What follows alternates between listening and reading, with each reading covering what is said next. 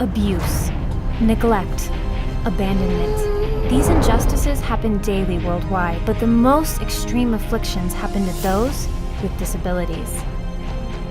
Cause for Life is on a mission to fight those injustices.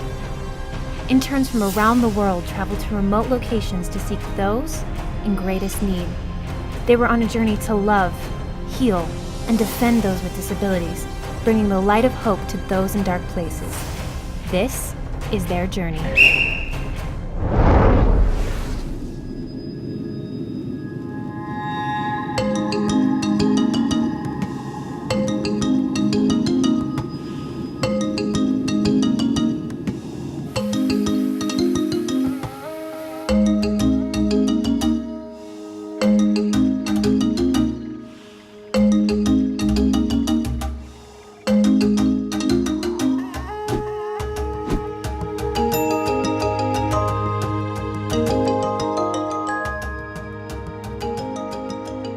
My name is Katie Dickey and I'm from Indiana, and I'm here serving with Joni and Friends on a Cause for Life internship in Uganda.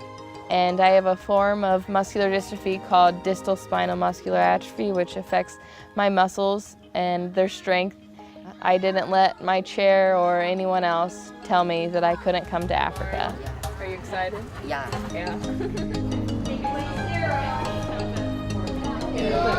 Boom!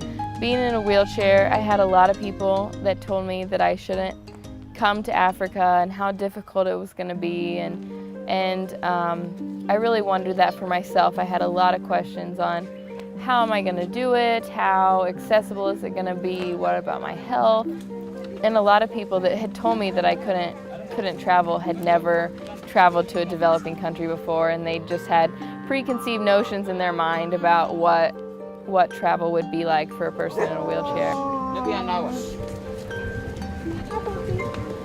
Since being here, I've had lots of my friends email me or text me and just ask me what my experience has been and how I've done it. Wow. I don't know if we can do that.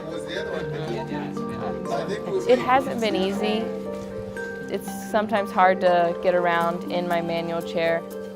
But the people here are so helpful, and I rarely have had to push myself anywhere.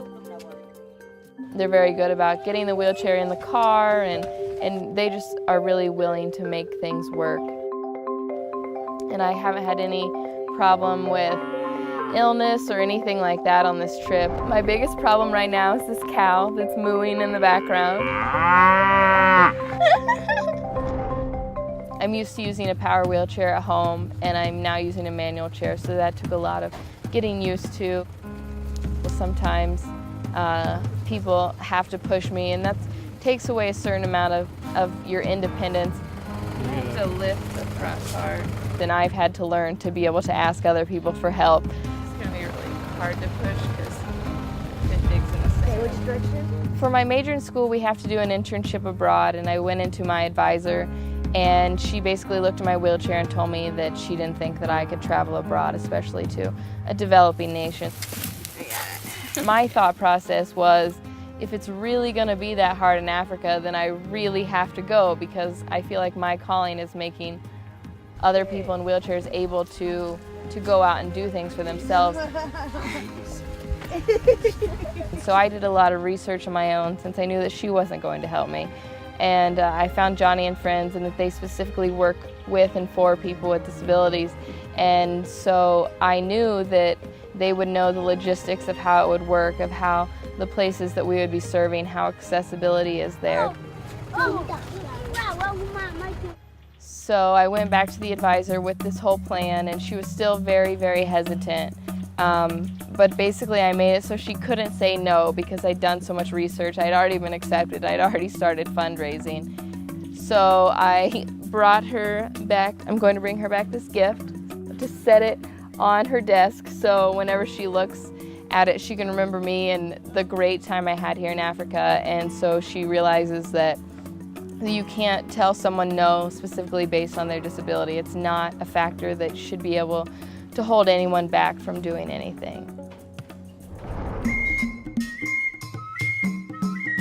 through all the challenges, it was all completely worth it, and I feel like I've helped make a change in some people's lives, and they've definitely changed my life here in Africa.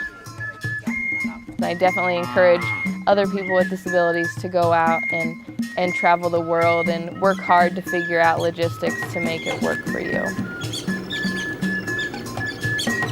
Oh, there's warthog!